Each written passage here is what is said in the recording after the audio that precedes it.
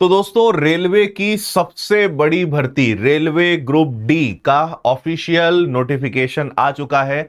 Short notice कुछ समय पहले आया था, उसका वीडियो भी हमने बनाया था, लेकिन आज पूरी पीडीएफ आ चुकी है। तो क्या है इसमें, आइए समझते हैं। देखिए, 31 जनवरी से फॉर्म भरना स्टार्ट हो रहे हैं, 2 मार्च इसकी लास्ट डेट है।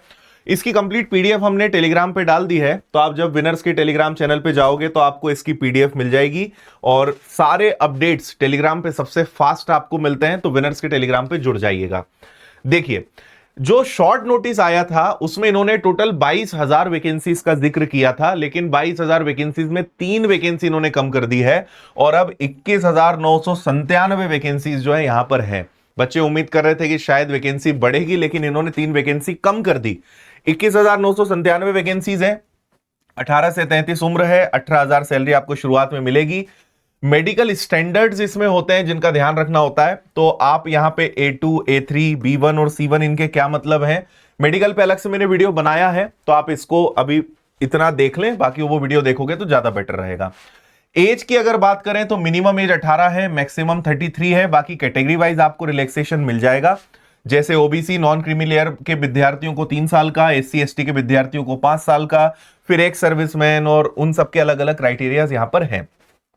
क्वालिफिकेशन की बात करें तो 10वीं या ITI अगर आपका है तो आप इसकी परीक्षा दे सकते हो। हर 10th पास बच्चा इसकी परीक्षा दे सकता है, या ITI कंप्लीट है तो वो भी दे सकता है। ठीक है, ये पोस्ट पैरामीटर्स हैं, मतलब जैसे आप देखेंगे कि असिस्टेंट अगर TRD की बात करते हैं तो उनके लिए क्या मेडिकल स्टैंडर्ड्स हैं, B1 है तो उसमें क्या रिक्वायरमेंट्स होनी चाहिए। तो ये थोड़ा सा आपको वीडियो को रोक के पढ़ना पड़ेगा। जैसे पॉइंट्समैन की बात करें, जो ट्रैफिक संभालेंगे, उनके लिए मेडिकल स्टैंडर्ड A2 है। तो इसीलिए आपको पहले मैंने दिखाया था कि ये मेडिकल स्टैंडर्ड्स में किसमें क्या क्या है। नाइट विजन है ना, नियर विजन क्या होना चाहिए, डिस्टेंस विजन क्या होना चाहिए, ग्लासेस किसमें कितने अलाउ है, वो आपको यहां पे दिख जाएगा।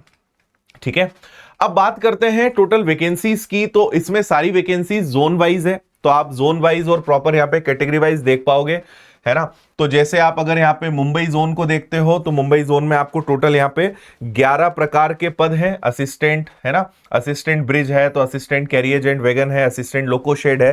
तो ऐसे टोटल 11 प्रकार के पद यहां पर हैं। और टोटल वैकेंसीज की अगर हम बात करें, सब जगह अलग अलग है। जैसे इसके 43 पद हैं, यहां 152 है। सबसे ज्यादा 1599 आप पद देखेंगे तो ट्रैक मेंटेनर का यहां पे 1599 पद है। तो ऐसे जोन वाइज सबकी अलग अलग वैकेंसीज है। फिर ये जयपुर जोन का आप देख सकते हो, ये इलाहाबाद है, इसके बाद ये हुबली है, जबलपुर है, भुवनेश्वर, बिलासपुर, दिल्ली, चेन्नई, गोरखपुर, गुवाहाटी, मेट्रो कोलकाता, मुंबई, हाजीपुर, और ये south eastern railway Kolkata, Secunderabad. तो जोन वाइज सबकी वैकेंसीज अलग अलग है। मैं इस पे एक अलग से वीडियो बना दूंगा कि यहां तो काफी सारी डिटेल्स हैं आपके लिए। एक कम समय में आपको एक नजर में पूरी देखनी हो, किस जोन में कितनी है, कहां कम है, कहां से फॉर्म भरना ठीक रहेगा, उस पर एक अलग से वीडियो में बना दूंगा। अब अगर आगे हम देखें तो फॉर्म भरने की जो फीस है वो 500 रुपए है, और ये 500 रुपए फीस आप अगर देखेंगे, ठीक है। अगर SC ST एक सर्विसमैन, फीमेल, PWD की बात करें तो उनके लिए 250 है। तो UR हो गया, OBC हो गया, उनके लिए 500 है। और आपको पता है कि जब आप CBT 1 दे देते हो तो इसमें से 400 रुपए वापस मिल जाते हैं, और इसमें पूरा पैसा आपको वापस मिल जाता है जो आपके अकाउंट में आता है। एग्जाम पैटर्न की बात करें तो सबसे पहले आपका CBT कंप्यूटर बेस्ड टेस्ट होगा, फिर फिजिकल होगा, डॉक्यूमेंट होगा, मेडिकल वेरिफिकेशन होगा। टोटल इसमें 100 क्वेश्चंस आते हैं। दूसरी बात, 90 मिनट का समय होता है। तीसरा सबसे खास, इसमें इंग्लिश नहीं आता है। रेलवे की किसी परीक्षा में इंग्लिश नहीं आती है। तो यहां पे आप देखेंगे मैथ्स के 25 सवाल आएंगे, साइंस के 25 सवाल आएंगे, रीजनिंग के 30 सवाल आएंगे, जनरल अवेयरनेस और करंट अफेयर्स के टोटल 20 सवाल होंगे। ऐसे टोटल 100 क्वेश्चन, 90 मिनट का समय। और आपको पता है कि रेलवे 1/3 की नेगेटिव मार्किंग करता है, 1/3 नेगेटिव मार्किंग आपकी रहेगी।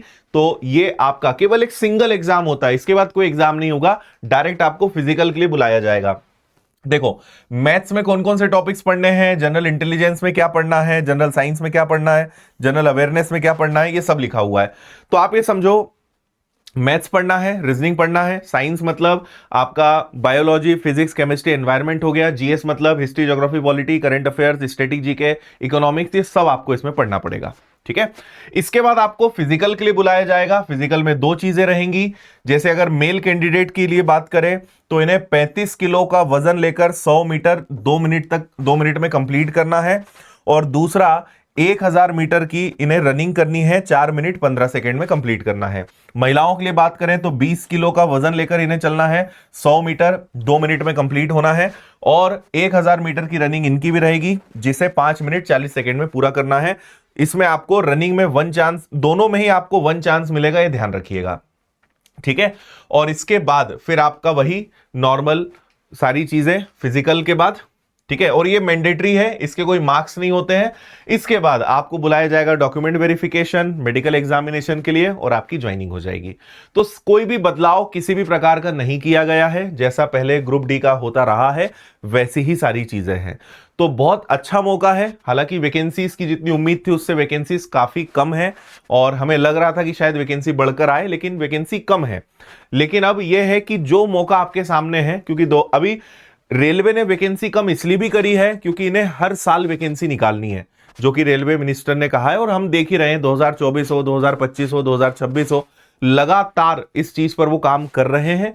तो इसीलिए हर साल वैकेंसी निकालनी है, तो वैकेंसी हर साल थोड़ी थोड़ी करके निकलेगी। तो अच्छा है, मौके भी आपके पास मिल रहे हैं, लगातार कोई ना कोई ऑप्शंस आपके सामने हैं, एग्जाम्स हैं, एनटीपीसी के एग्जाम्स आपके सामने फिर आ जाएंगे। तो मौके आपके पास बहुत अच्छे हैं, बस इसका फायदा उठाना है। अगर इसकी तैयारी करनी है, विनर्स की ऐप पर ग्रुप डी का स्पेशल कोर्स आपको मिल जाएगा मात्र 599 में। तो आप घर बैठे पूरा सिलेबस 12 विषय शानदार शिक्षकों के साथ, बहुत अच्छे एक्सपर्ट्स के साथ, हर विषय को आप मजबूत कर पाओगे। प्रॉपर क्लासेस, नोट्स, मटेरियल सब कुछ आपको मिल जाएगा। तो विनर्स ऐप पर जा सकते हो, टेस्ट सीरीज आपको मिल जाएगी। ऑफलाइन पढ़ना है तो आप विनर्स के इंदौर सेंटर पे आ सकते हो, और रेलवे का फाउंडेशन आप ज्वाइन करोगे तो और फायदे में रहोगे, क्योंकि इसमें एक ही कोर्स से सारी परीक्षाएं आपकी कवर हो जाएंगी। तो ये भी आप ज्वाइन कर सकते हो।